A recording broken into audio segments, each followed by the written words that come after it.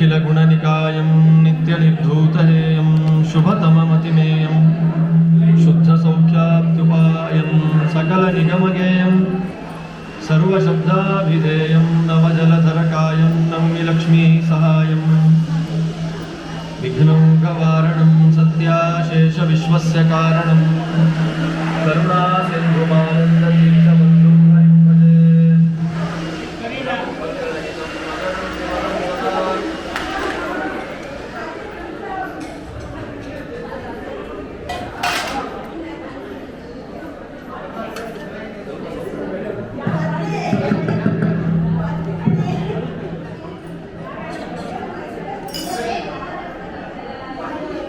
ಗಲಾಟೆ ಮಾಡಬೇಡಿ.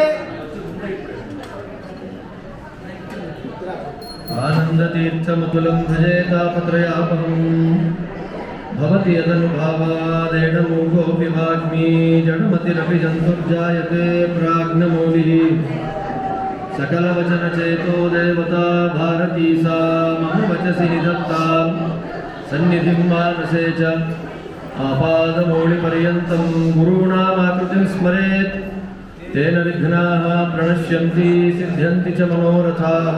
हरिः ओम्। ध्यायेन्द्रसिंहमुरुवृत्तरवित्रिनेत्रं जानुप्रसक्तकरयुग्ममथापराभ्यां चक्रं दरं च दधतं प्रियया समेतं दिग्मां शुकोट्यधिकतेकसमग्रशक्तिम् आपादमौलिपर्यन्तं गुरूणामाकृतिं स्मरेत् तेन विघ्नाः प्रणश्यन्ति सिद्ध्यन्ति च मनोरथाः। हरिः ओम्। ಅತ್ಯಂತ ಪವಿತ್ರವಾದಂತಹ ಫಾಲ್ಗುಣ ಮಾಸದಲ್ಲಿ ನರಸಿಂಹದೇವರ ದಿವ್ಯವಾದಂತಹ ಸನ್ನಿಧಾನ, ಸಾಧನೆಯ ಮಾರ್ಗದಲ್ಲಿ ಬರುವಂತಹ ಎಲ್ಲ ವಿಘ್ನಗಳನ್ನು ಪರಿಹಾರ ಮಾಡುವಂತಹ ದೊಡ್ಡ ದೇವತೆ ನರಸಿಂಹದೇವರು. ಬ್ರಹ್ಮಸೂತ್ರಗಳಲ್ಲಿ ತಿಳಿಸಿಕೊಡುವಾಗ ಮೋಕ್ಷ ಆಗಬೇಕು ಅಂತಂದರೆ ಬಿಂಬೋಪಾಸನೆಯನ್ನು ಅತ್ಯಂತ ಅವಶ್ಯವಾಗಿ ಮಾಡಬೇಕು ಅಂತ ಹೇಳ್ತಾರೆ. ಇಂತಹ ಬಿಂಬೋಪಾಸನೆಯನ್ನು ಮಾಡುವಂತಹ ಮಾರ್ಗದಲ್ಲಿ ಏನೇನು ವಿಘ್ನಗಳು ಬರುತ್ತೆ ಆ ಎಲ್ಲ ವಿಘ್ನಗಳನ್ನು ಪರಿಹಾರ ಮಾಡುವಂತಹ ಒಂದು ಭಗವದ್ ರೂಪ ನರಸಿಂಹ ರೂಪ ಅಂತ ಆಚಾರ್ಯರು ತನ್ನ ಭಾಷ್ಯದಲ್ಲಿ ಹೇಳ್ತಾರೆ. ನರಸಿಂಹಾದಿಕ ಮನ್ಯತ್ತು ದುರಿತಾದಿ ನಿವೃತ್ತಯೇ ಅಂತ ಹೇಳುವಾಗ ಮೋಕ್ಷದ ಮಾರ್ಗದಲ್ಲಿ, ಸಾಧನೆಯ ಮಾರ್ಗದಲ್ಲಿ ಬರುವಂತಹ ಎಲ್ಲ ರೀತಿಯಾದ ವಿಘ್ನಗಳನ್ನು ಪರಿಹಾರ ಮಾಡಿಕೊಡುವಂತಹ ದೇವತೆ ಅದು ನರಸಿಂಹದೇವರು. ಅಂತಹ ನರಸಿಂಹದೇವರು ಎರಡು ರೂಪಗಳಿಂದ ಸನ್ನಿಹಿತರಾದಂತಹ ದಿವ್ಯವಾದ ಕ್ಷೇತ್ರ ಇದು ಕರಿಗಿರಿ ಕ್ಷೇತ್ರ. ಒಂದು ಚಿತ್ತಾಭಿಮಾನಿಗಳಾದ ಚತುರ್ಮುಖ ಬ್ರಹ್ಮದೇವರು ಪ್ರತಿಷ್ಠೆ ಮಾಡಿದಂತಹ ಒಂದು ರೂಪ, ಮನೋಭಿಮಾನಿಗಳಾದ ರುದ್ರದೇವರ ಅವತಾರಭೂತರಾದಂತಹ ದುರ್ವಾಸರು ಪ್ರತಿಷ್ಠೆ ಮಾಡಿದಂತಹ ಒಂದು ರೂಪ.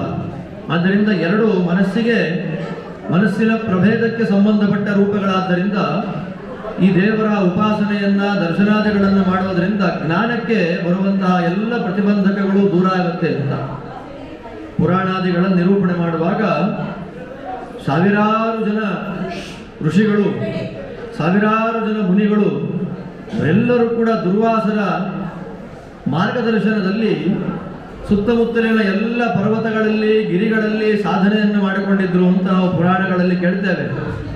ಹತ್ತಿರ ಕಾಣತಕ್ಕಂತಹ ಸಿದ್ಧಗಂಗಾ ಇರಬಹುದು, ಸಿದ್ಧರ ಬೆಟ್ಟ ಇರಬಹುದು, ಎಲ್ಲ ಪರ್ವತಗಳು ದುರ್ವಾಸರ ಶಿಷ್ಯರುಗಳು, ಎಲ್ಲ ಋಷಿಮುನಿಗಳು ವಾಸ ಮಾಡ್ತಾ ಇದ್ದಂತಹ ಪರ್ವತಗಳು, ಗುಹೆಗಳು. ಅಂತಹ ದಿವ್ಯವಾದಂತಹ ಕ್ಷೇತ್ರ ಇದು ಕರಿಗಿರಿ ಕ್ಷೇತ್ರ. ಮುಖ್ಯವಾಗಿ ವನವಾಸ ಕಾಲದಲ್ಲಿ ರಾಮದೇವರು ಕೂಡ ಈ ಪ್ರದೇಶಕ್ಕೆ ಬಂದಿದ್ರು ಅಂತ ಅನ್ನೋದನ್ನು ನಾವು ಗುರುತಿಸ್ತಾ ಇದ್ದೇವೆ. ಇಂತಹ ದಿವ್ಯವಾದಂತಹ ನರಸಿಂಹದೇವರ ಕ್ಷೇತ್ರದಲ್ಲಿ ನರಸಿಂಹದೇವರ ಮಹಿಮೆಯನ್ನ ಕೇಳುವಂಥದ್ದು, ಅನುಸಂಧಾನ ಮಾಡುವಂಥದ್ದು ಬಹಳ ಅದು ಪುಣ್ಯವನ್ನ ತಂದುಕೊಡುವಂತಹ ಒಂದು ಕೆಲಸ. ಐತರೇಯ ಉಪನಿಷತ್ತಿನಲ್ಲಿ ಒಂದು ಕಥೆ ಬರುತ್ತೆ. ಬೃಹತಿ ಮಂತ್ರಗಳಿಗೆ ಉತ್ತಮತ್ವವನ್ನು ಹೇಳುವಾಗ ಅಲ್ಲಿ ಐತರೇಯ ನಾಮಕ ಭಗವಂತ ಬ್ರಹ್ಮಾದಿಗಳಿಗೆ ಬೇರೆ ಬೇರೆ ಛಂದಸ್ಸುಗಳ ಬಗ್ಗೆ ಪಾಠವನ್ನು ಮಾಡ್ತಾನೆ. ಆ ಪಾಠ ಮಾಡುವಾಗ ಬೃಹತಿ ಛಂದಸ್ಸು 36 ಅಕ್ಷರಗಳಿಂದ ಕೂಡಿರುವಂಥದ್ದು, ಅದು ದೊಡ್ಡದು, ಅಥವಾ 32 ಅಕ್ಷರಗಳಿಂದ ಕೂಡಿರುವಂತಹ ಅನುಷ್ಠುಪ್ ಛಂದಸ್ಸು ದೊಡ್ಡದು ಅನ್ನುವಂತಹ ಜಿಜ್ಞಾಸೆ ಬಂದಾಗ ಅಲ್ಲಿ ಮೊದಲು ಹೇಳ್ತಾರೆ 32 ಅಕ್ಷರಗಳಿಂದ ಕೂಡಿರುವಂತಹ ಅನುಷ್ಠುಪ್ ಛಂದಸ್ಸು ತುಂಬ ದೊಡ್ಡದು. ಯಾಕೆ ಅಂದರೆ ಅನುಷ್ಠುಪ್ ಛಂದಸ್ಸಿನಿಂದ ಬೇಕಾದಷ್ಟು ಶ್ಲೋಕಗಳಿವೆ, ಬೇಕಾದಷ್ಟು ಮಂತ್ರಗಳಿದೆ. ಆದರೆ ಅನುಷ್ಠುಪ್ ಛಂದಸ್ಸು ಅಂತ ನಾವು ಕೇಳ್ತಾ ಇದ್ದ ಹಾಗೆ ಮೊದಲಿಗೆ ನಮಗೆ ನೆನಪಾಗುವಂತಹ ಮಂತ್ರ ನೃಸಿಂಹ ಅನುಷ್ಠುಪ್ ಮಂತ್ರ. ಅದು ಉಗ್ರಂ ವೀರಂ ಮಹಾವಿಷ್ಣುಂ ಜ್ವಲಂತಂ ಸರ್ವತೋಮುಖಂ ನೃಸಿಂಹಂ ಭೀಷಣಂ ಭದ್ರಂ ಮೃತ್ಯೋರ್ಮೃತ್ಯುಂ ನಮಾಮ್ಯಹಂ ಅಂತ ಆ 32 ಅಕ್ಷರದ ನೃಸಿಂಹಾನುಷ್ಠುಪ್ ಮಂತ್ರ. ಆ ಮಂತ್ರ ಇರೋದ್ರಿಂದ ಅನುಷ್ಠುಪ್ ಛಂದಸ್ಸಿನಲ್ಲಿ ಈ ಛಂದಸ್ಸೇ ದೊಡ್ಡದು. ಇನ್ನೂ ಉತ್ತಮತ್ವ ಯಾಕದಕ್ಕೆ ಅಂತ ಹೇಳುವಾಗ ಹೇಳ್ತಾರೆ, ಮುನಿಗಳು ಭೂಮಿಯಲ್ಲಿ ನಿಂತಿದ್ರಂತೆ, ಹಿಮಾಲಯದಲ್ಲಿ ನಿಂತುಕೊಂಡು ತಪಸ್ಸು ಮಾಡ್ತಾರೆ, ಧ್ಯಾನ ಮಾಡ್ತಾರೆ. ಧ್ಯಾನ ಮಾಡುವಾಗ ಆಕಾಶದಲ್ಲಿ 2 ಹಂಸ ಪಕ್ಷಿಗಳು ಹಾರಿಕೊಂಡು ಬರೋದು ಕಾಣುತ್ತದೆ.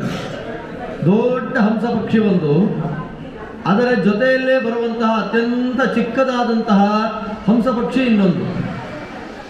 ಋಷಿಮುನಿಗಳಿಗೆ ದೂರದ ಮಾತುಗಳೆಲ್ಲ ಕೇಳುತ್ತೆ, ಆದ್ದರಿಂದ ಅವರು ಕೇಳಿಸ್ಕೊಂತಾರೆ ಕಿವಿ ಇಟ್ಟು. ದೇವತೆಗಳು ಸಂಸಾರದ ಭಯದಿಂದ ವಾಯುದೇವರನ್ನು ಪ್ರಾರ್ಥನೆ ಮಾಡ್ತಾರೆ. ನಬೀಭತ್ಸೂನಾಂ ಸಯುಜಂ ಹಂಸಮಾಹು ಅಪಾಂ ದಿವ್ಯಾನಾಂ ಸಖ್ಯೇ ಚರಂತಂ ಅನುಷ್ಠುಭನು ಚರ್ಚೂರ್ಯಮಾಣಂ ಇಂದ್ರಂ ನಿಚಿಕ್ಯುಹು ಕವಯೋ ಮನೀಷಾಹ ಅಂತ ಋಗ್ವೇದದ ಮಂತ್ರ ಇದು. ಸಂಸಾರದ ಮರಣದ ಭಯ ಎಲ್ಲ ದೇವತೆಗಳಿಗೆ ಬಂತು. ಆ ಭಯವನ್ನು ಪರಿಹಾರ ಮಾಡಿಕೊಳ್ಬೇಕು ಅಂತ ಈ ಎಲ್ಲ ದೇವತೆಗಳು ವಾಯುದೇವರನ್ನು ಪ್ರಾರ್ಥನೆ ಮಾಡಿದಾಗ ವಾಯುದೇವರು ಮಾಡಿದ ಉಪದೇಶ ಈ ಮಂತ್ರದ. ಆದ್ದರಿಂದ ಈ ಮಂತ್ರ ನೃಸಿಂಹಾನುಷ್ಠುಪ್ ಮಂತ್ರ ಅತ್ಯಂತ ಶ್ರೇಷ್ಠವಾದಂತಹ ಮಂತ್ರವಾಗಿದೆ. ಆದ್ದರಿಂದ ಛಂದಸ್ಸಿನಲ್ಲಿ ಅನುಷ್ಠುಪ್ ಛಂದಸ್ಸೇ ಶ್ರೇಷ್ಠ ಅಂತ ಹೇಳ್ತಾರೆ ಆಚಾರ್ಯರು. ಅಭಿಮಾನಿ ದೇವತೆಗಳು ಅಂತ ಮುಖ್ಯವಾಗಿ ಬೇಕಾಗುತ್ತೆ. ಅನುಷ್ಠುಪ್ ಛಂದಸ್ಸಿಗೆ ಅಭಿಮಾನಿ ದೇವತೆ ಪಾರ್ವತಿ ದೇವಿ ಆದ್ದರಿಂದ, ಬೃಹತಿ ಛಂದಸ್ಸಿಗೆ ಅಭಿಮಾನಿ ದೇವತೆಗಳು ವಾಯುದೇವರಾದ್ದರಿಂದ, ಸ್ವರೂಪತಃ ಪಾರ್ವತಿ ದೇವಿಗಿಂತ ಉತ್ತಮರು ವಾಯುದೇವರಾದ್ದರಿಂದ ಉತ್ತಮವಾದಂತಹ ಛಂದಸ್ಸು ಬೃಹತಿ ಛಂದಸ್ಸೇ ಅಂತ ನಿರ್ಣಯವನ್ನು ಅಲ್ಲಿ ಮಾಡ್ತಾರೆ. ನಿರ್ಣಯ ಏನಾದರೂ ಇರಲಿ, ಅನುಷ್ಠುಪ್ ಛಂದಸ್ಸಿನಿಂದ ಯುಕ್ತವಾದಂತಹ ಒಂದು ಮಂತ್ರ ತುಂಬ ಶ್ರೇಷ್ಠವಾದಂತಹ ಮಂತ್ರ ಅಂತ ಗೊತ್ತಾಗುತ್ತೆ. ಆದ್ದರಿಂದ ನರಸಿಂಹದೇವರನ್ನ ಸ್ತೋತ್ರ ಮಾಡಲಿಕ್ಕೆ ಇರುವಂತಹ 100 ಮಂತ್ರಗಳಲ್ಲಿ ಅತ್ಯಂತ ಪ್ರಧಾನವಾದ ಮಂತ್ರ ಅಂತ ಪ್ರಸಿದ್ಧವಾಗಿದೆ ಇದು. ನೃಸಿಂಹ ಉಪನಿಷತ್ತು ಅಂತ ಇದೆ. ಅದರಲ್ಲಿ ನೃಸಿಂಹ ಉತ್ತರ ತಾಪಿನೀಯ ಉಪನಿಷತ್ತು, ನೃಸಿಂಹ ಪೂರ್ವ ತಾಪಿನೀಯ ಉಪನಿಷತ್ತು ಅಂತ ಎರಡಿದೆ. ಅದನ್ನು ವಿಜಯೇಂದ್ರ ಸ್ವಾಮಿಗಳು ಉಲ್ಲೇಖ ಮಾಡ್ತಾರೆ. ಉಲ್ಲೇಖ ಮಾಡುವಾಗ ಈ ಮಂತ್ರಗಳನ್ನೇ ಬೇಸ್ ಮಾಡಿಕೊಂಡು ಹೊರಟಂಥ ಉಪನಿಷತ್ತು. ಎಂದ ಉಗ್ರಂ ವೀರಂ ಮಹಾವಿಷ್ಣುಂ ಜ್ವಲಂತಂ ಸರ್ವತೋಮುಖಂ ನೃಸಿಂಹಂ ಭೀಷಣಂ ಭದ್ರಂ ಮೃತ್ಯುಂ ಅಥವಾ ಮೃತ್ಯೋರ್ಮೃತ್ಯುಂ ನಮಾಮ್ಯಹಂ ಅನ್ನುವಂತಹ ಪದಗಳಿಂದ ಕೂಡಿರುವಂತಹ ಮಂತ್ರ ಇದು. ಆ ಮಂತ್ರದ ಸ್ವಲ್ಪ ಅರ್ಥಾನುಸಂಧಾನ ಮಾಡಿ ನಾನು ಪ್ರವಚನ ಮುಗಿಸ್ತೇನೆ. ದೇವರ ಸನ್ನಿಧಾನದಲ್ಲಿ ದುರ್ವಾಸರು ಮನೋಭಿಮಾನಿಗಳಾದಂತಹ ಮಹರುದ್ರದೇವರ ಅವತಾರಭೂತರು. ಆ ದುರ್ವಾಸರ ಉಪಾಸ್ಯ ಮೂರ್ತಿ ನೃಸಿಂಹ.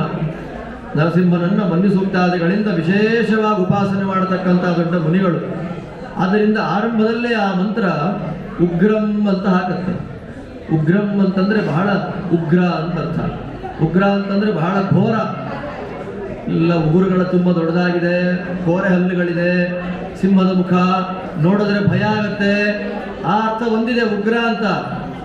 ಇಲ್ಲಿ ಹೇಳ್ತಾರೆ ಉಗ್ರ ಅಂತಂದರೆ ಊ ಅಂತ ಒಂದು ಶಬ್ದ ಅಕ್ಷರ.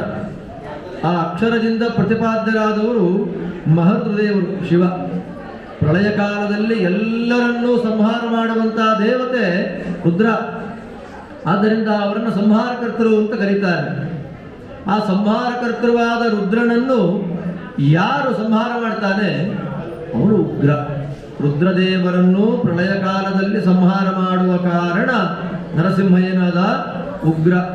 ಅಂದರೆ ರುದ್ರದೇವರು, ಅವರನ್ನು ಗ್ರಸತಿ ತಿಂದು ಬಿಡ್ತಾನೆ. ಆದ್ದರಿಂದ ನರಸಿಂಹದೇವರಿಗೆ ಉಗ್ರ ಅಂದರೆ ಎಲ್ಲರೂ, ಅಂದರೆ ಇನ್ನೊಂದರ್ಥ ದೋಷಗಳು ಅಂತ, ಪಾಪಗಳು ಅಂತ. ನರಸಿಂಹದೇವರ ಎದುರಿಗೆ ಯಾವ ಪಾಪಗಳಿಗೂ ಅವಕಾಶವೇ ಇಲ್ಲ. ಚಟ ಚಟ ಚಟ ದೂರಂ ಮೋಹಯ ಭ್ರಾಮಯಾರೀನ್ ಕಡಿ ಕಡಿ ಕಡಿಕಾಯಂ ಜ್ವಾರಯ ಸ್ಫೋಟಯಸ್ವ ಜಹಿ ಜಹಿ ಜಹಿ ವೇಗಂ ಶಾಸ್ತ್ರವಂ ಸಾನುಬಂಧಂ ದಹ ದಹ ನರಸಿಂಹ ಅಸಹ್ಯ ವೀರ್ಯ ಅಹಿತಂ ಮೇ ಅಂತ ಹೇಳಿ ದೊಡ್ಡವರು ಮಾಡಿದ ಪ್ರಾರ್ಥನೆ.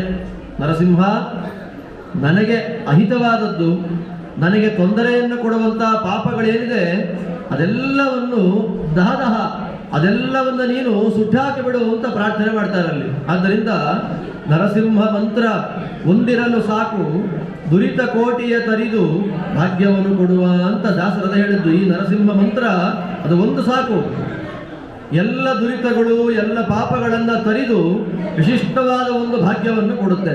ಆದ್ದರಿಂದ ಅಂದರೆ ಪಾಪಗಳು ದೋಷಗಳು ಅದೆಲ್ಲವನ್ನು ನಾಶ ಮಾಡಿ ನಮಗೆ ಒಳ್ಳೆ ಅನುಗ್ರಹವನ್ನು ಮಾಡತಕ್ಕಂಥವನು ಸ್ವಾಮಿ. ಆದ್ದರಿಂದ ಅವನು ಉಗ್ರ. ಅದಾದ ಮೇಲೆ ಮುಂದೆ ಆ ಮಂತ್ರ ಹೇಳುತ್ತೆ, ಅವನು ವೀರ. ವೀರಂ ಅಂತ ಹೇಳ್ತಾರೆ. ವೀರ ಅಂತಂದ್ರೆ ಮಹಾವೀರ, ಶೂರ, ಪರಾಕ್ರಮಿ ಆ ವೀರ ಅಲ್ಲ. ಸಕಲ ಜೀವರಾಶಿಗಳಿಗೂ ಒಂದೇ ಅಟ್ ಎ ಟೈಮ್ ಬೇರೆ ಬೇರೆ ರೀತಿಯಲ್ಲಿ ಪ್ರೇರಣೆ ಮಾಡುವ ಭಗವಂತನ ಕರ್ತೃತ್ವ ಶಕ್ತಿಗೆ ವೀರತ್ವ ಅಂತ ಕರೀತಾರೆ. ಒಬ್ಬರಿಗೆ ಪ್ರೇರಣೆ ಮಾಡದ ಹಾಗೆ ಇನ್ನೊಬ್ಬರಿಗೆ ಪ್ರೇರಣೆ ಇಲ್ಲ. ಅನಂತ ಜೀವರಾಶಿಗಳಿಗೆ ಒಂದೇ ಕಾಲದಲ್ಲಿ ನಾನಾ ರೀತಿಯಾದ ಪ್ರೇರಣೆಯನ್ನು ಮಾಡುವ ಕಾರಣ ಆ ಭಗವಂತ ವೀರ. ಲೋಕದಲ್ಲಿ ವೀರರು ಅಂತ ಯಾರು ಅನ್ನಿಸ್ಕೊಂಡಿದ್ದಾರೆ ಅವರೆಲ್ಲರಿಗೂ ಶಕ್ತಿಯನ್ನು ಕೊಟ್ಟವರು. ಪ್ರಹ್ಲಾದರಾಜರು ಮುಂದೆ ನಿಂತು ಹೇಳ್ತಾರೆ, ನಿನಗಿಂಥ ಬಲ ಎಲ್ಲಿಂದ ಬಂತು ಅಂತ ಕೇಳಿದ್ದಕ್ಕೆ ಅವನಂತಾನೆ, ಸವೈ ಬಲಂ ಬಲಿನಾಂಚಾಪರೇಶ. ಅಪ್ಪ, ನೀನು ಲೋಕದಲ್ಲಿ ತುಂಬ ಬಲಶಾಲಿ ಅಂತ ಅಂದ್ಕೊಂಡಿದ್ದಿ, ನಿನ್ನಂಥ ಅನಂತ ಬಲಶಾಲಿಗಳ ಒಳಗೆ ಬಲರೂಪನಾಗಿ ನಿಂತು ಪ್ರೇರಣೆಯನ್ನು ಮಾಡತಕ್ಕಂಥವನು ಭಗವಂತ. ಅದರಿಂದ ವೀರತ್ವ, ಶೂರತ್ವ, ಧೀರತ್ವ ಏನೆಲ್ಲ ಗುಣ ಇರಲಿ ಆ ಎಲ್ಲ ಗುಣಗಳನ್ನು ಕೊಟ್ಟು ಕಾಪಾಡತಕ್ಕಂಥವನು ಭಗವಂತ. ಅವನು ಮುಖ್ಯವಾಗಿ ವೀರ. ಉಗ್ರಂ ವೀರಂ. ಮೂರನೆಯ ಶಬ್ದ ಮಂತ್ರ ಹೇಳುತ್ತೆ ಮಹಾವಿಷ್ಣು. ಕೆಲವರು ಹೇಳ್ತಾರೆ, ಕಥೆಗಳು ಬರುತ್ತೆ, ತ್ರಿಮೂರ್ತಿಗಳಲ್ಲಿ ಲೋಕ ರಕ್ಷಣೆಯನ್ನು ಮಾಡುವ ಜವಾಬ್ದಾರಿ ತಗೊಂಡವನು ಯಾರು ಅಂತಂದ್ರೆ ಪಾಲಕ ಶಕ್ತಿ ವಿಷ್ಣು.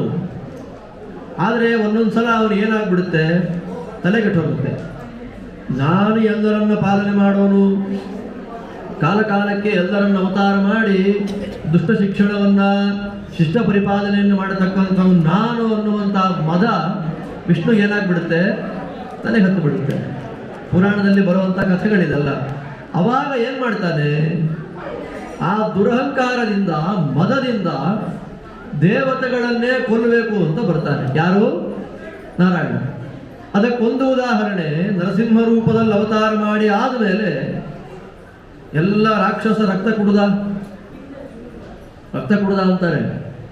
ಭಾಗವತ ಹೇಳುವಂಥ ಕಥೆ ಬೇರೆ, ನರಸಿಂಹದೇವರು. ಇತರ ಪುರಾಣಗಳಲ್ಲಿ ಬರುವಾಗ ದೇವರು ಏನು ಮಾಡ್ತಾನೆ, ದೈತ್ಯರ ರಕ್ತ ಎಲ್ಲ ಕುಡಿದ, ಹಿರಣ್ಯಕನ ಕರುಳ ಮಾಲೆಯನ್ನು ಮೈ ಮೇಲೆ ಹಾಕೊಂಡ, ಅವನ ರಕ್ತವನ್ನೂ ಕುಡಿದ. ರಕ್ತ ಕುಡಿದು ಅಂದರೆ ತಾಮಸ ವ್ಯಕ್ತಿಗಳ ರಕ್ತ ಕುಡಿಯೋದ್ರಿಂದ ನರಸಿಂಹನಿಗೆ ಏನಾಯಿತು, ತಾಮಸ ಬುದ್ಧಿ ಜಾಗೃತ ಆಯಿತು. ನೋಡಿ, ಅವ ಏನು ಮಾಡ್ದ, ಎದುರಿಗೆ ಸಿಕ್ಕ ದೇವತೆಗಳ ರಕ್ತವನ್ನೂ ಕುಡಿಯಲಿಕ್ಕೆ ಶುರು ಮಾಡಿಬಿಟ್ಟ. ಆಗ ಎಲ್ಲ ಮಹರ್ತ ದೇವರಲ್ಲಿ ಪ್ರಾರ್ಥನೆ ಮಾಡಿಕೊಂಡಿದ್ದಕ್ಕೆ ಅವರು ಎರಡು ರೂಪದಿಂದ ಬಂದರು.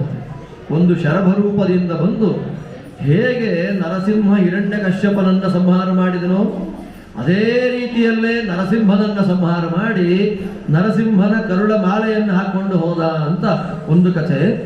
ಇನ್ನೊಂದು ಕಥೆಯಲ್ಲಿ ವೀರಭದ್ರ ನರಸಿಂಹದೇವರ ಜೊತೆಯಲ್ಲಿ ಯುದ್ಧ ಮಾಡಿ ನರಸಿಂಹದೇವರನ್ನು ಸೋಲಿಸಿ ಅವರ ಕಾಲು ಹಿಡಿದು ಎತ್ತುಬಿಟ್ಟಂತೆ. ಕಾಲ ಮೇಲೆ ತಲೆ ಕೆಳಗೆ ಆಯಿತು. ಆಗ ನರಸಿಂಹದೇವರು ಕುಡಿದ ರಕ್ತ ಎಲ್ಲ ಹೊರಗೆ ಬಂತು. ಯಾವಾಗ ರಕ್ತ ಎಲ್ಲ ವಾಂತಿ ಮಾಡಿಕೊಂಡ್ರು ಸಾತ್ವಿಕ ಸ್ವಭಾವ ಹಾಗೆ ಜಾಗೃತ ಆಗೋಯ್ತು. ಇದೆಲ್ಲ ಕಥೆ. ಇದು ನಾವು ಬರೀ ಕಥೆ ಅಂತ ಅಂದ್ಕೊಳ್ತೇವೆ. ಇದಕ್ಕೆ ಅನುಕೂಲವಾಗತಕ್ಕ ಪೂಜೆ ಮಾಡುವ ದೇವಸ್ಥಾನಗಳು ನಮ್ಮಲ್ಲಿ ಕ್ಷೇತ್ರಗಳೇ ಇವೆ. ಚಿದಂಬರ ನೀವೆಲ್ಲ ಕೇಳಿದ್ದೀರಿ ಕ್ಷೇತ್ರ. ಕುಂಭಕೋಣದ ಹತ್ತಿರದಲ್ಲಿ ಬರುವ ದೊಡ್ಡ ಕ್ಷೇತ್ರ ನಟರಾಜನ ಕ್ಷೇತ್ರ, ಆ ಚಿದಂಬರಾದಿ ಕ್ಷೇತ್ರಗಳಿಗೆ ಹೋಗಿಬಿಟ್ರೆ ಅಲ್ಲಿ ಶರಭೇಶ್ವರ ದೇವಸ್ಥಾನ ಅಂತಲೇ ಇರುತ್ತೆ. ಶರಭ ಅಂತ ಕರೀತಾರೆ. ಶರಭೇಶ್ವರ ದೇವಸ್ಥಾನ ಅಂತಂದ್ರೆ ಇದೆ, ನರಸಿಂಹದೇವರನ್ನ ಕೊಲ್ಲುವ, ನರಸಿಂಹದೇವರ ಕರುಳನ್ನ ಮಾಲೆ ಮಾಡಿ ಹಾಕೊಳ್ಳುವಂತಹ ಶಿವನ ದೇವಸ್ಥಾನ. ಎಲ್ಲ ತಾಮಸ ಪುರಾಣಗಳಲ್ಲಿ ಬರುವಂತಹ ಕಥೆಗಳು. ನರಸಿಂಹದೇವರಿಗೆ ಕೋಪದ ನಟನೆ, ದೇವರಿಗೆ ಕೋಪ ಇಲ್ಲ, ಕೋಪದ ನಟನೆಯನ್ನು ಮಾಡಿದ ಅದನ್ನೇ ಇಟ್ಟುಕೊಂಡು ದೇವರಿಂದ ದೂರ ಆಗಲಿ, ವಿಶೇಷವಾದ ಅಜ್ಞಾನ ಬರಲಿ ಎನ್ನುವ ಕಾರಣದಿಂದ ಈ ರೀತಿ ಕಥೆಗಳನ್ನು ಪುರಾಣಗಳಲ್ಲಿ ಬೇರೆ ಯಾರೂ ಬರೆದಿಲ್ಲ, ವೇದವ್ಯಾಸರೇ ಬರೆದಿಲ್ಲ. ಆದರೆ ನಮಗೆ ಮುಖ್ಯವಾಗಿ ಬೇಕಾದ್ದೇನು, ನಿರ್ಣಯ ಅನ್ನೋದು ಬೇಕಾಗುತ್ತೆ. ಆ ನಿರ್ಣಯವನ್ನ ತಾತ್ಪರ್ಯಗಳಲ್ಲಿ ಆಚಾರ್ಯರು ಕೊಟ್ಟಿದ್ದಾರೆ. ವಿಜಯೇಂದ್ರ ಮಹಾಸ್ವಾಮಿಗಳವರು ತಮ್ಮ ಶೈವ ಸರಸ್ವ ಖಂಡನ ಮೊದಲಾದಂತಹ ಗ್ರಂಥಗಳಲ್ಲಿ ಈ ಕಥೆಗಳನ್ನು ಕೋಟ್ ಮಾಡಿ ಇಲ್ಲಿ ಬಂದಿರತಕ್ಕಂತಹ ಕಥೆಗಳು ಮೂಲ ಪ್ರಮಾಣಕ್ಕೆ ವಿರುದ್ಧ. ಯಾಕೆ ಅಂದ್ರೆ ಭಗವಂತ ಮಹಾವಿಷ್ಣು. ಮಹಾವಿಷ್ಣು ಅಂತಂದ್ರೆ ಯಾವ ರೀತಿಯಾದ ಪ್ರಾಕೃತಿಕವಾದ ಗುಣಗಳು ಇಲ್ಲದೇ ಇರತಕ್ಕಂತಹ ವ್ಯಕ್ತಿ. ಎಲ್ಲ ಪದಾರ್ಥಗಳ ಒಳಗೆ ಸನ್ನಿಹಿತನಾಗಿದ್ರೂ ಆಯಾ ಪದಾರ್ಥಗಳ ಗುಣದೋಷಗಳು ಅಂಟಿಸಿಕೊಳ್ಳದೇ ಇರತಕ್ಕಂತಹ ವ್ಯಕ್ತಿ. ಹೆಚ್ಚ ಕಿಂಚಿತ್ ಜಗತ್ ಸರ್ವಂ ದೃಶ್ಯತೆ ಶ್ರೂಯತೆ ಪಿವ ಅಂತರ್ಬಹಿಶ್ಚ ತತ್ಸರ್ವಂ ವ್ಯಾಪ್ಯ ನಾರಾಯಣ ಸ್ಥಿತ ಅಂತ ಶಾಸ್ತ್ರ ಹೇಳಿದ ಹಾಗೆ ಎಲ್ಲ ಪದಾರ್ಥಗಳಲ್ಲಿ ಸನ್ನಿಹಿತನಾಗಿದ್ರೂ ಕೂಡ ಆ ಯಾವ ಪದಾರ್ಥಗಳ ಗುಣದೋಷಗಳ ಲೇಪವೂ ದೇವರಿಗಿಲ್ಲ. ಆದ್ದರಿಂದ ಭಗವಂತ ಅಸಂಗ, ನಿರ್ಲೇಪ. ವಿಷ್ಣು ಅಂದ್ರೆ ಶಬ್ದದ ಅರ್ಥ ಅದೇ. ಇತರ ಎಲ್ಲ ದೇವತೆಗಳು ಒಳಗೆ ಪ್ರವೇಶ ಮಾಡಿರ್ತಾರೆ. ದೇವತೆಗಳಿಗೆ ದೇವರನ್ನ ಪೂಜೆ ಮಾಡಬೇಕು ಅನ್ನೋ ಆಸೆ ಆಯಿತು. ಪೂಜೆ ಮಾಡಬೇಕು ಅನ್ನುವ ಆಸೆ ಬಂದಾಗ ಅವರು ಮಾಡಿದ ಕೆಲಸ ಒಂದೇ, ಹೇಗೆ ಪೂಜೆ ಮಾಡೋದು ಅಂತ, ಯಾರಲ್ಲಿ ಪೂಜೆ ಮಾಡಬೇಕು ಅಂತ. ಅಗ್ನಿಯಲ್ಲಿ ಪೂಜೆ ಮಾಡೋಣ ಅಂತ ಶುರು ಮಾಡಿದ್ರು ದೇವರನ್ನ. ಶುರು ಮಾಡಿದಾಗ ಅಸುರರು ಅಗ್ನಿಯ ಒಳಗೆ ಪ್ರವೇಶ ಮಾಡ್ತಾರೆ. ಅಗ್ನಿ ಅಂದ್ರೆ ನಾಲಿಗೆ, ಮಾತು. ಆದ್ದರಿಂದ ಅಗ್ನಿಗೆ ಅಸುರಾವೇಶ ಆಗಿದೆ ಎನ್ನುವ ಕಾರಣಕ್ಕೆ ನಾಲಿಗೆಯಿಂದ ಒಳ್ಳೆ ಮಾತು ಬರುತ್ತೆ, ಕೆಟ್ಟ ಮಾತು ಬರುತ್ತೆ. ಕೆಟ್ಟ ಮಾತು ಅಸುರಾವೇಶ ಪ್ರಯುಕ್ತ, ಒಳ್ಳೆ ಮಾತು ಸಾತ್ವಿಕತನದ ಪ್ರಯುಕ್ತ. ಅಲ್ಲಿಂದ ಮೇಲೆ ಮೇಲೆ ಮೇಲೆ ಕಣ್ಣು, ಮೂಗು, ಕಿವಿ ಎಲ್ಲ ಇಂದ್ರಿಯಗಳ ಒಳಗೂ ದೇವತೆಗಳು ಪೂಜೆ ಮಾಡಲಿಕ್ಕೆ ಭಗವಂತನನ್ನು ನೋಡಿದಾಗ ಅಸುರಾವೇಶ ಆಯಿತು. ಆದ್ದರಿಂದ ಮೂಗು ಒಳ್ಳೆಯ ಗಂಧವನ್ನು ಕೆಟ್ಟ ಗಂಧವನ್ನು ಮೂಸುತ್ತೆ, ಒಳ್ಳೆಯ ಪದಾರ್ಥ ನೋಡುತ್ತೆ, ಕಣ್ಣು ಕೆಟ್ಟ ಪದಾರ್ಥ ನೋಡುತ್ತೆ, ಒಳ್ಳೆಯ ಶಬ್ದ ಕೇಳುತ್ತೆ, ಕೆಟ್ಟ ಶಬ್ದ ಕೇಳುತ್ತೆ. ಮನಸ್ಸು ರುದ್ರಾಂತರ್ಯಾಮಿಯಾಗಿ ಭಗವಂತನನ್ನು ಪೂಜೆ ಮಾಡಲಿಕ್ಕೆ ನೋಡ್ತಾರೆ ಮುಖ್ಯವಾಗಿ. ಮತ್ತೆ ಅಸುರಾವೇಶ ಆಯಿತು ಮನಸ್ಸಿನ ಮೇಲೆ. ಶಿವನಿಗೂ ಅಸುರಾವೇಶ ಆಯಿತು. ಆಗೇನಾಯಿತು, ಮನಸ್ಸು ಒಳ್ಳೆಯದನ್ನು ಆಲೋಚನೆ ಮಾಡುತ್ತೆ, ಕೆಟ್ಟದನ್ನು ಮಾಡುತ್ತೆ. ಕೊನೆಗೂ ಉಪಾಸನೆ ಮಾಡಿದ್ಯಾರಲ್ಲಿ? ವಾಯುದೇವರಲ್ಲಿ. ಆ ವಾಯುದೇವರಲ್ಲಿ ಉಪಾಸನೆ ಮಾಡಿದಾಗ ಅಸುರಾವೇಶ ತಡೆದ್ರು, ಆಕಣಾಶ್ವಸಮರು ಅಂತ ಪ್ರಸಿದ್ಧರಾದರು. ವಾಯುದೇವರಿಗೆ ಈ ರೀತಿ ಇರಬೇಕಾದ್ರೆ ಇನ್ನು ವಾಯುದೇವರನ್ನು ನಿಯಮನ ಮಾಡುವಂತಹ ಭಗವಂತನಲ್ಲಿ ದುರ್ಗುಣ. ತತ್ರಾಪಿ ದೋಷಗಳಲ್ಲಿ ಪ್ರಧಾನವಾದಂತಹ ದೋಷ ಅಂತಂದ್ರೆ ಅದು ಕೋಪ. ಯಾವುದನ್ನು ಬಿಡಬೇಕು ಮನುಷ್ಯ ಉದ್ಧಾರ ಆಗಬೇಕಾದ್ರೆ, ಯಾವುದನ್ನು ಇಟ್ಕೊಳ್ಬಾರ್ದು ಅನ್ನೋದೆಲ್ಲ ಮಹಾಭಾರತಾದಿ ಗ್ರಂಥಗಳಲ್ಲಿ ವಿಸ್ತಾರವಾಗಿ ನಿರೂಪಣೆಯನ್ನು ಮಾಡೋ ಕಾಲಕ್ಕೆ ತೋರಿಸಿಕೊಡುವಂತಹ ದೊಡ್ಡ ದುರ್ಗುಣ ಅದು ಕೋಪ. ಕೋಪಕ್ಕೆ ಮೂಲ ಕಾರಣ ಆಸೆ. ಆಸೆ ಅತಿಯಾದಷ್ಟು ಅದನ್ನು ನಾವು ಪೂರೈಸಿಕೊಳ್ಳಿಕ್ಕಾಗಲಿಲ್ಲ ಅಂದಾಗ ಬರುವಂಥದ್ದು ಕೋಪ. ಆದರೆ ದೇವರಿಗೆ ಆಸೆ ಅನ್ನೋದೇ ಇಲ್ಲ. ನನಗಿದು ಬೇಕು ಅದು ಬೇಕು ಅನ್ನುವ ಕಾಮನೆ ಭಗವಂತನಿಗಿಲ್ಲ. ಭಗವಂತ ಆಪ್ತ ಕಾಮ ಆದ್ದರಿಂದ ಆ ಕಾಮನೆಯೇ ಇಲ್ಲ. ಆದ್ದರಿಂದ ಕಾಮದಿಂದ ಹುಟ್ಟಿ ಬರುವಂತಹ ಕ್ರೋಧ ಅವನಿಗಿಲ್ವೇ ಇಲ್ಲ. ಆದ್ದರಿಂದ ಭಗವಂತ ಮಹಾವಿಷ್ಣು ಸರ್ವತ್ರ ವ್ಯಾಪ್ತನಾಗಿರತಕ್ಕಂತಹ ವ್ಯಕ್ತಿ. ಕಾಮಕ್ರೋಧಾದಿ ಸಕಲ ದೋಷಗಳಿಂದ ದೂರನಾದವನು. ಅವನು ಹಿರಣ್ಯಕನನ್ನು ಸಂಹಾರ ಮಾಡಿದ್ದು ಕೇವಲ ಭಕ್ತೋದ್ಧಾರಕ್ಕಾಗಿ ಬಿಟ್ರೆ ಅವನಿಗೆ ಯಾವ ಉದ್ದೇಶವೂ, ಅವನಿಗೆ ಯಾವ ಹಿಡನ್ ಅಜೆಂಡಾ ನರಸಿಂಹದೇವರಿಗಿಲ್ಲ ಅನ್ನುವ ದೊಡ್ಡ ತತ್ವವನ್ನ ಶುದ್ಧ ಸತ್ವಗುಣದಿಂದ ಕೂಡಿದ ಬ್ರಹ್ಮದೇವರ ಒಳಗೂ ಅಂತರ್ಯಾಮಿಯಾಗಿ ನಿಂತ ಭಗವಂತ ಪ್ರಾಕೃತ ಗುಣಾತೀತ ಅನ್ನುವ ತತ್ವವನ್ನ ತೋರಿಸಿಕೊಡ್ತಾ ಇದೆ ಈ ಮಂತ್ರ. ಆದ್ದರಿಂದ ಉಗ್ರಂ ವೀರಂ ಮಹಾವಿಷ್ಣು ತನ್ನ ಪ್ರಭೆಯಿಂದ ಅತ್ಯಂತ ಜಾಜ್ವಲ್ಯಮಾನನಾಗಿ ಬೆಳಗತಕ್ಕಂತಹ ಸ್ವಾಮಿ. ಆದ್ದರಿಂದ ಪರಂಜ್ಯೋತಿ ಸ್ವರೂಪನಾದ್ದರಿಂದ ಭಗವಂತ ಜ್ವಲಂತ, ಸರ್ವತೋಮುಖ. ಎಲ್ಲರಿಗೂ ಒಂದೇ ಕಡೆ ಮುಖ ಇದ್ರೆ ನಮ್ಮ ಸ್ವಾಮಿಗೆ ಅನಂತ ಮುಖಗಳು ನರಸಿಂಹದೇವರಿಗೆ. ಆದ್ದರಿಂದ ನರಸಿಂಹ ಗಾಯತ್ರಿ ಮಂತ್ರವನ್ನು ನಾವು ಹೇಳಬೇಕಾದ್ರೆ ತನ್ನೋ ಅನಂತ ಪ್ರಚೋದಯಾತ್ ಅಂತ ಹೇಳ್ತಾರೆ. ನೃಸಿಂಹ ಗಾಯತ್ರಿ ಮಂತ್ರ 2-3 ಇದೆ. ಶ್ರೀಮದಾಚಾರ್ಯರು ತಂತ್ರಸಾರ ಸಂಗ್ರಹದಲ್ಲಿ ನೃಸಿಂಹ ಗಾಯತ್ರಿ ಮಂತ್ರವನ್ನು ಕೊಡುವಾಗ ತನ್ನೋ ಅನಂತ ಪ್ರಚೋದಯಾತ್ ಅಂತ ಕೊನೆ ಹೇಳುವಾಗ ಅನಂತ ಅಂತ ಕರೀತಾರೆ. ಅನಂತ ಅಂದ್ರೆ ಸ್ವರೂಪತಃ ಭಗವಂತ ಅನಂತ, ಅವನ ಕೈ ಕಾಲು ತಲೆ ಎಲ್ಲವೂ ಅನಂತ. ಆದ್ದರಿಂದ ಇವನು ವಿಶ್ವತೋಮುಖ, ಸರ್ವತ್ರ ಇರುವ ಸಕಲ ಪದಾರ್ಥಗಳನ್ನು ಏಕಕಾಲಕ್ಕೆ ನೋಡುವಂತಹ ವ್ಯಕ್ತಿ ವಿಶ್ವತೋಮುಖ. ಮತ್ತೆ ಕೊನೆಗೆ ನೃಸಿಂಹ. ನೃಸಿಂಹ ಅಂದರೆ ಗೊತ್ತು, ಅರ್ಧ ಸಿಂಹ, ಮಿಕ್ಕ ಭಾಗಗಳೆಲ್ಲ ಮಾನುಷ ಭಾಗ. ಅದು ಒಂದರ್ಥ. ನೃಸಿಂಹ ಅಂದರೆ ಅಂದರೆ ಮನುಷ್ಯರು ಅಂತ ಅರ್ಥ, ಜೀವರು ಅಂತ. ಆ ಜೀವರಲ್ಲೇ ಅತ್ಯಂತ ಶ್ರೇಷ್ಠನಾದವನು, ಉತ್ತಮನಾದವನು, ಸರ್ವೋತ್ತಮನಾದ್ದರಿಂದ ಭಗವಂತ ನೃಸಿಂಹ. ಮುಂದಕ್ಕೆ ಮಂತ್ರ ಹೇಳುತ್ತೆ ಭೀಷಣ. ಸಾಮಾನ್ಯರಿಗೆ ನರಸಿಂಹದೇವರು ಅಂದರೆ ಭಯ ಇರುತ್ತೆ. ನರಸಿಂಹಪ್ಪ ಬೇಡ, ನರಸಿಂಹ ಅಂದರೆ ಘೋರ. ಆ ಸಾಲಿಗ್ರಾಮ ಏನಾದರೂ ಮನೆಯಲ್ಲಿತ್ತು ಅಂತಂದರೆ ಪೂಜೆ ಮಾಡಲ್ಲ, ಪೆಟ್ಟಿಗೆ ಒಳಗೆ ಇಟ್ಟಿರ್ತಾರೆ. ಪೆಟ್ಟಿಗೆ ತೆಗೆದು ಬಿಟ್ರೆ ಅನ್ನನೇ ನೈವೇದ್ಯ ಮಾಡಬೇಕು, ಇಲ್ಲ ಅಂದರೆ ಅವನಿಗೆ ನಮ್ಮನ್ನು ತಿನ್ಬಿಡ್ತಾರೆ. ನೋಡಿ, ನಾವು ಹಿರಣ್ಯಕಶ್ಯಪರಾದರೆ ನಮಗೆ ಭಯ ಆಗುತ್ತೆ. ನಾವು ಪ್ರಹ್ಲಾದರಂತೆ ಹೋದರೆ ನರಸಿಂಹ ಏನು ಮಾಡ್ತಾರೆ ನಮಗೆ? ನರಸಿಂಹ ಸಾಲಿಗ್ರಾಮ, ನರಸಿಂಹದೇವರ ಫೋಟೋ, ಹಿರಣ್ಯಕಶ್ಯಪರನ್ನು ಸಂಹಾರ ಮಾಡ್ತಿರೋ ಫೋಟೋ ಮನೆ ಒಳಗೆ ಇದ್ದು ಬಿಟ್ರೆ ಗಲಾಟೆ ಆಗೋಗುತ್ತೆ. ನಮ್ದೆಲ್ಲ ವಿಚಿತ್ರವಾದ ಭಾವನೆ. ಮಹಾಭಾರತ ಪುಸ್ತಕ ಇದ್ದರೆ ಗಲಾಟೆ ಆಗುತ್ತೆ ಮನೆಯಲ್ಲಿ.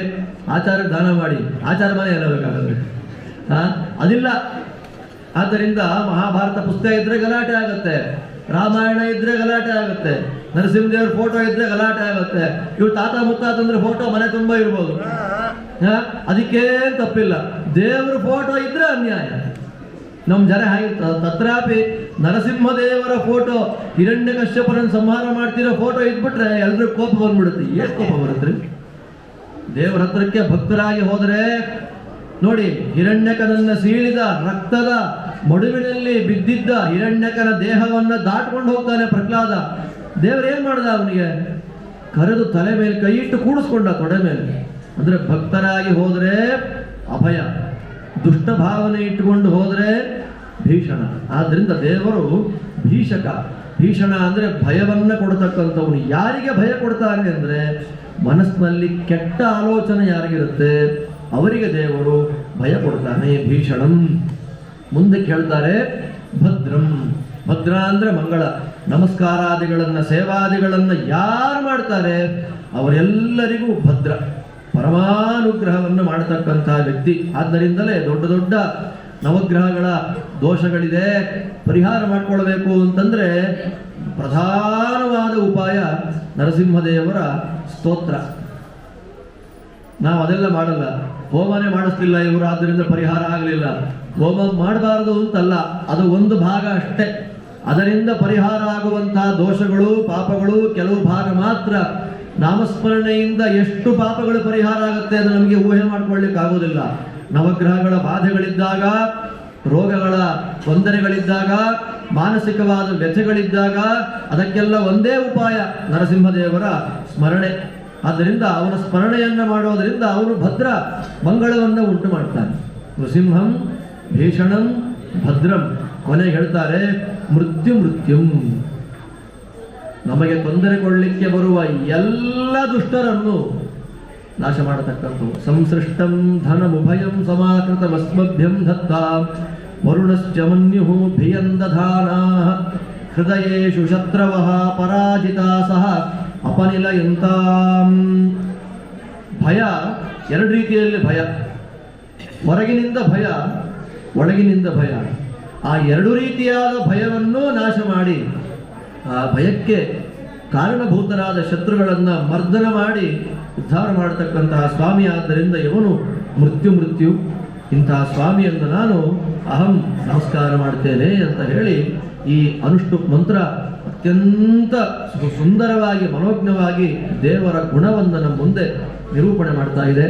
ಅಂತಹ ಸ್ವಾಮಿ ನೃಸಿಂಹ ಒಳ್ಳೆಯ ಪ್ರಹ್ಲಾದರಾಜರಿಗೆ ಅನುಗ್ರಹ ಮಾಡಬೇಕು ಅಂತ, ತಾನು ಸರ್ವತ್ರ ವ್ಯಾಪ್ತನಾಗಿದ್ದೇನೆ ಅನ್ನುವ ತತ್ವವನ್ನು ತೋರಿಸ್ಕೊಡ್ಬೇಕು ಅನ್ನೋದನ್ನ ಜಗತ್ತಿಗೆ ಪ್ರಚುರ ಮಾಡ್ತಾ ಕಂಬದಿಂದ ಹೊರಗೆ ಬಂದಿದ್ದಾನೆ.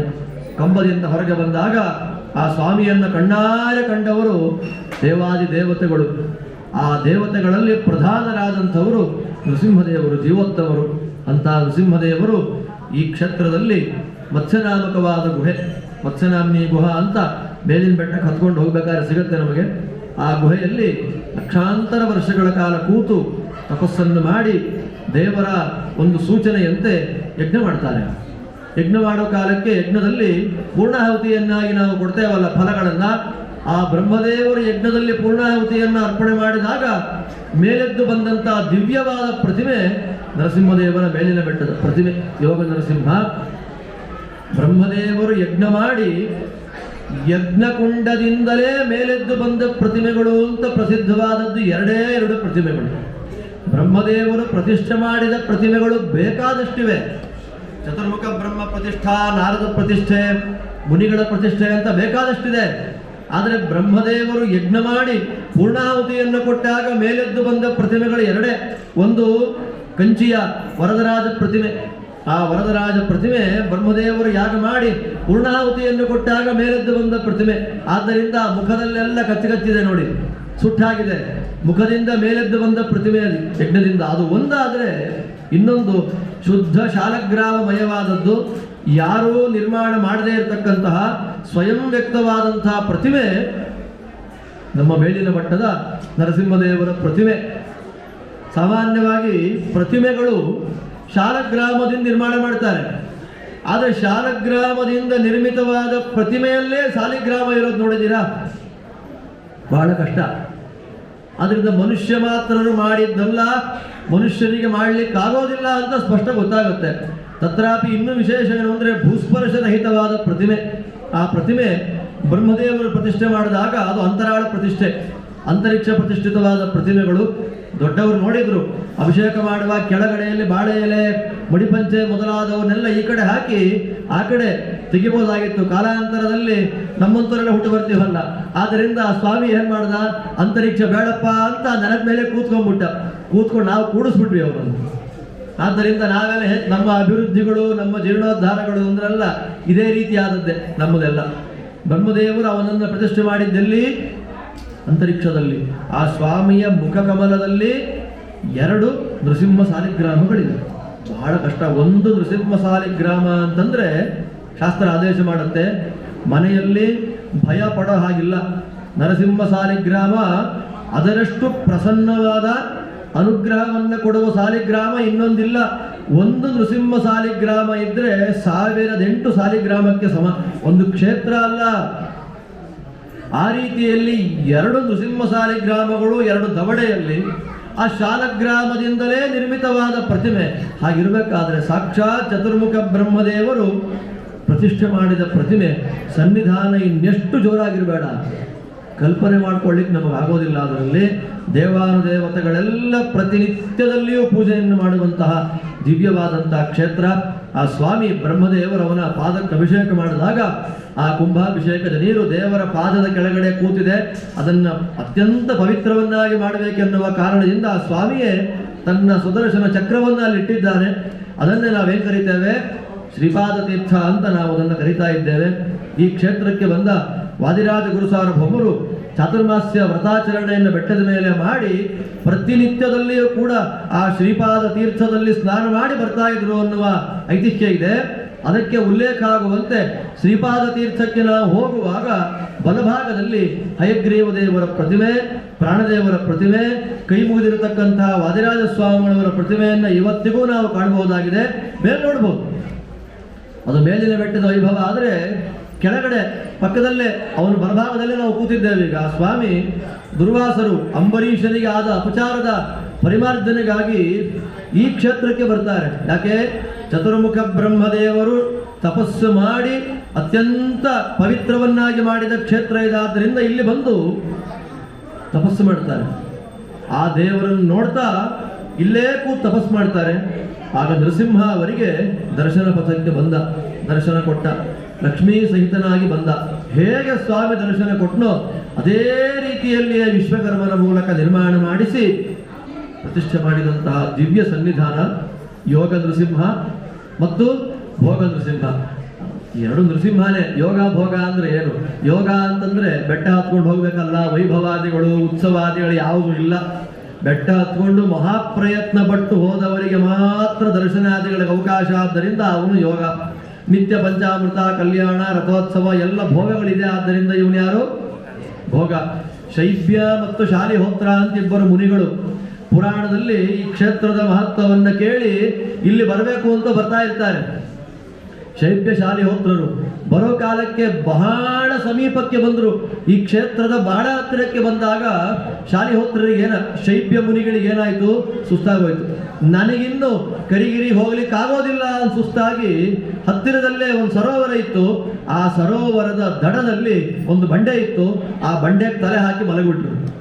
ತಲೆ ಹಾಕಿ ಮಲಗಿದಾಗ ಶಾಲಿಹೋತ್ರ ಅಂತಾರೆ, ಕರಿಗಿರಿ ಕ್ಷೇತ್ರ ನೋಡಬೇಕು ಅಂತ 100 ಯೋಜನ ನಡ್ಕೊಂಡು ಬಂದಿದ್ದೇವಪ್ಪ, ಇನ್ನೊಂದು ಸ್ವಲ್ಪ ದೂರ ಇದೆ ಕರಿಗಿರಿ ಕ್ಷೇತ್ರ, ಹೋಗ್ಬಿಡೋಣ ಅಂದಾಗ, ಅಪ್ಪ ನಾನು ನಡೆಯೋಕ್ಕಾಗಲ್ಲ, ಇಲ್ಲಿ ನನಗಿನ್ನೂ ದರ್ಶನ ಮಾಡ್ಲಿಕ್ಕೆ ಆಗೋದೇ ಇಲ್ಲ. ಆ ಸ್ವಾಮಿಗೆ ನನ್ನ ಮೇಲೆ ಕರುಣೆ ಇದ್ರೆ ಇಲ್ಲೇ ದರ್ಶನ ಕೊಡ್ಲಿ ಅಂತ ಪ್ರಾರ್ಥನೆ ಮಾಡಿದಾಗ ದೇವರೇನ್ ಮಾಡ್ದ? ಕರಿಗಿರಿ ಕ್ಷೇತ್ರದಲ್ಲಿರುವ ತನ್ನ ಸಾನ್ನಿಧ್ಯದ ಒಂದಂಶವನ್ನು ತಗೊಂಡು ಶೈಬ್ಯ ಮುನಿಗಳಿಗೆ ಶಾಲಗ್ರಾಮ ರೂಪದಿಂದ ದರ್ಶನ ಕೊಟ್ಟ. ಅದೇ ಶಿಬಿ ಕ್ಷೇತ್ರ ಅಂತ ಪ್ರಸಿದ್ಧವಾಗಿದೆ. ಇಲ್ಲಿ ಶಿರಾದಿಂದ ಈ ಕಡೆ ತುಮಕೂರಿಗೆ ಬರಬೇಕಾದ್ರೆ ಕಾಣುತ್ತೆ.